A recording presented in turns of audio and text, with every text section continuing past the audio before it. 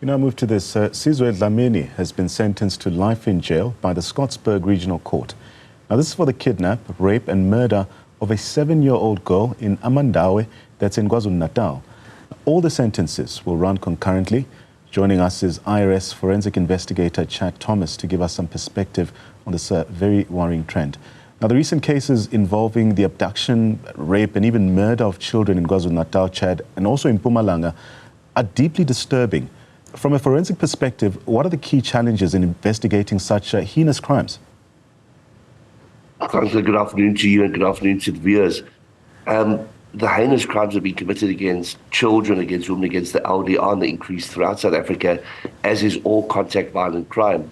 We do have a shortage of crime scene analysts within SAPS. We do have a shortage of detectives within SAPS to be able to investigate these cases thoroughly. When we do see these heinous cases brought to court, we see that there are severe sentences in terms of the duration that are meted out. But we don't hear the statistics behind these particular cases. So when you hear that somebody's sentenced, you're quite happy to the point that you think that there's going to be some kind of justice. But when you find out that only 10% of all murder cases result in a conviction, and only 5% of all rape cases result in a conviction, one starts getting very worried.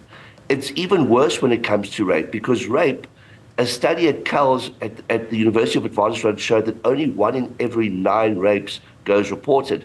So the rate of conviction is far lower than that 5%, because that 5% is only on reported rapes. Now, when you look at children and sexual offences, they estimate that 40% of all sexual offences are actually perpetrated against children, where children are the victims. So here again, there's massive underreporting, and it's a problem that is not just societal, it's a problem that is entrenched at the moment as a result of the severe levels of poverty and the fact that we've got children living in seriously adverse conditions. So given the increase in crimes against children, what specific forensic techniques or even technologies are proving the most effective in these investigations? Or are we still lagging behind? No, we're definitely lagging behind. We know that the previous Minister of Police stated that they were catching up with the DNA backlog, but we know that that DNA backlog hasn't in fact been caught up with. DNA is one of the most critical components of any investigation. And what we're finding with criminals is they're becoming wise. We've seen that they're killing they're killing children, they're hiding the bodies.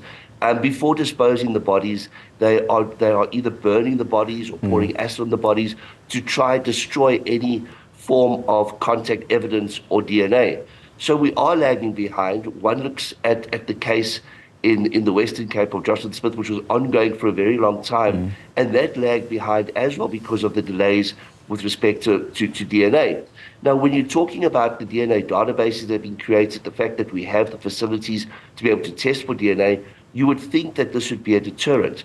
But because of the massive backlogs, because of the massive amounts of cases enrolled in court, you could have a single perpetrator becoming a serial perpetrator in a community unbeknownst to those around them, simply because his DNA hasn't been entered into the database, or he hasn't been tested, or even the DNA taken from the victim hasn't had an opportunity to be fully tested at the laboratories.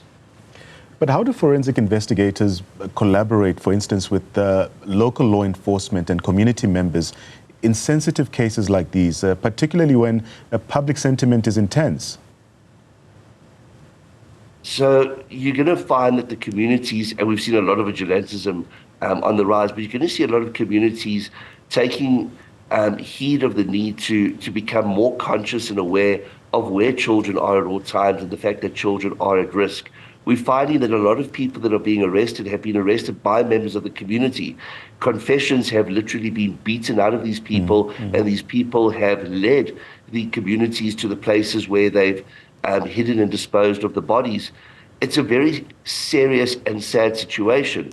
And the fact that the community is having to take the law into their own hands is also indicative of the problem that we are faced with in respect to the numbers of policing on the ground. If we look at the number of policemen per 100,000 in South Africa, we're seriously lacking compared to the norms that we see in other countries across the world. And those countries don't have the problem of violent crime the way we do in South Africa.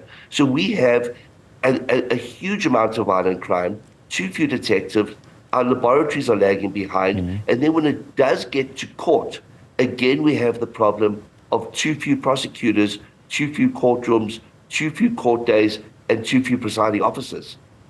You keep highlighting the backlog at labs, but also resources that are simply not there. What role does forensic evidence really play in securing convictions in cases involving violent crimes against children? And how critical is this evidence in ensuring justice? It's one of the most important aspects, because if you have an effective DNA database and you're able to get that DNA from the victim, you can enter it into that database, you can find a suspect, because we're finding a lot of repeat offenders, you'll be able to get a conviction based on that in a far quicker time. The backlog is creating a situation that's allowing for offenders to become repeat offenders and even serial offenders. And then when one looks at our prison system as a whole, our prison system doesn't send the right message to offenders. When one looks at the raids that took place in the prisons of late, we saw that prisoners had PlayStations, they had cell phones, they had access to drugs and other paraphernalia. So there isn't even this deterrent of prison playing a big role. We don't have what's termed hard labor in our prisons. In fact, it seems that the prisoners are having a right old jolly time when they should actually be repenting for what they've done. But in actual fact, they're not. And rehabilitation in the prison system is at an all-time low as well. We're hoping that Mr. Groenewald is able to start implementing change, but this problem is so entrenched that it's not going to be a change we're going to see in the short term. To explore another theme now, the sentences handed down in the recent cases, it does include life imprisonment and other serious penalties. But how do these legal outcomes impact the broader effort to really deter such crimes and support victims' families? We're meant to have what's called restorative justice in South Africa. We have what's known as the Victim Charter. Families of the victims are allowed to give their say in court about how they've been impacted by the specific crimes that were perpetrated against their family members or their children. But what we're seeing with the low conviction rates is that with low conviction rate means little to no consequences or accountability. That means criminals are feeling a lot more emboldened. I mentioned at the outset of this insert that we're looking at conviction rates for murder, the most heinous of crimes, at 10%. The conviction rate of rapists rather at 5%. If you think about that, it's a frightening statistic. It means that 9 out of every 10 murderers walked free. They're not even detected. They're not even investigated. So the consequences are so few and far between that people are just becoming far more emboldened to continue to commit these heinous crimes. Let's explore the subject that you touched on a short while ago. In cases where suspects have been assaulted by community members, how does this affect the investigation and also the subsequent legal process? Well, of course, those confessions are in no way legally binding. A confession can only be obtained and given in front of a commissioned officer not involved in the investigation from another police station or in front of a magistrate.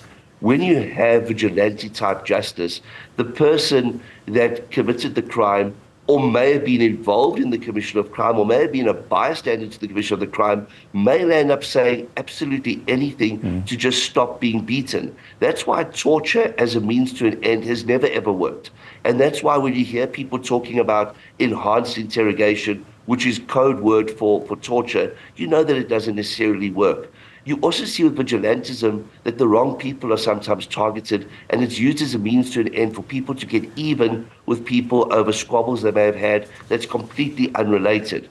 The fact that we're seeing communities having to get involved, having to track down these criminals themselves, and having to try to elicit some form of justice by beating them or even killing them like we've seen in recent months is indicative of a system that's close to broken because people don't have faith in the regular criminal justice system.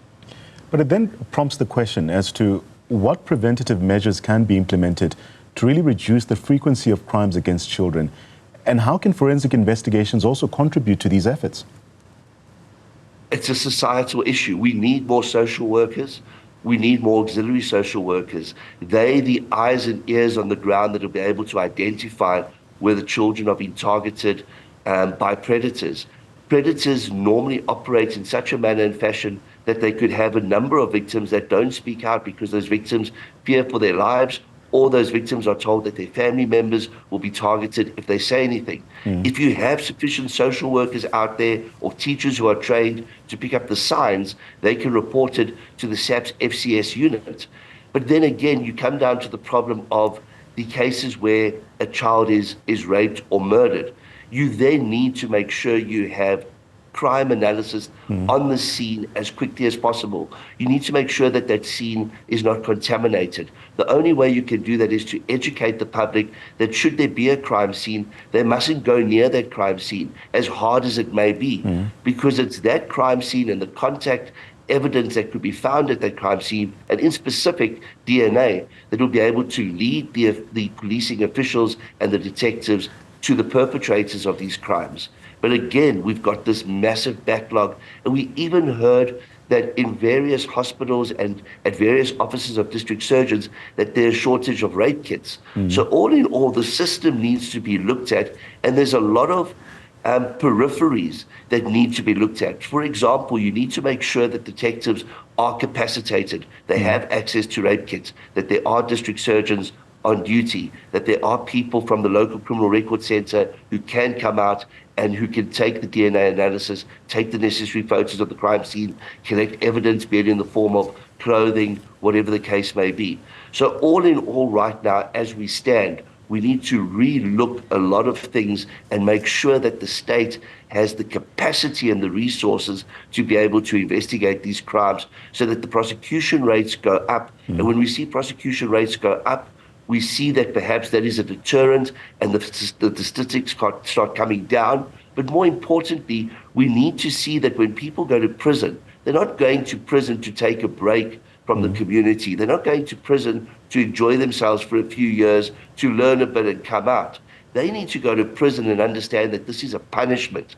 This is one of the biggest problems we have, is people do not see prison anymore as being a punishment or enough of a deterrent. And that's why we have such a massive rate of reoffending perpetrators in South Africa. And going back to the theme of probing the police's function or the response to such cases, how do investigators ensure the protection and support of child victims, but also their families throughout the forensic and also the legal process? Well, in Johannesburg in particular, we all know about the Teddy Bear Clinic. It's an environment that's been created to have a child placed in safety where they can talk to professionals and be able to describe what happened to them. And this needs to be replicated countrywide. And there have been attempts in the past to replicate this countrywide, but it hasn't stretched as far as certain rural areas.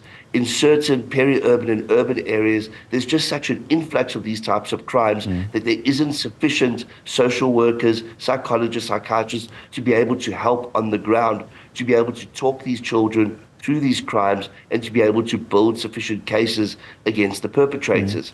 And like I mentioned earlier, when a perpetrator sees that their crimes are going unpunished, they become more emboldened. They become serial offenders. And from a person who was perhaps just sexually abusing, then becoming a rapist, they could then escalate to become murderers as well. But Chad, are there any other emerging trends, if you will, or patterns in crimes against children that you as a forensic investigator are observing? And how are these influencing investigative approaches as well? Well, of course, kidnapping is a massive problem in South Africa. Kidnapping we're seeing is across society. It's no longer just the rich who are being targeted because they are wealthy and they're part of a community that can raise millions of rands in ransoms. We've seen children in informal settlements being kidnapped and held for ransom for a few $100. People in middle-class suburbia being held for ransom for a few thousand, up to a few 10,000 or 100,000s of rands.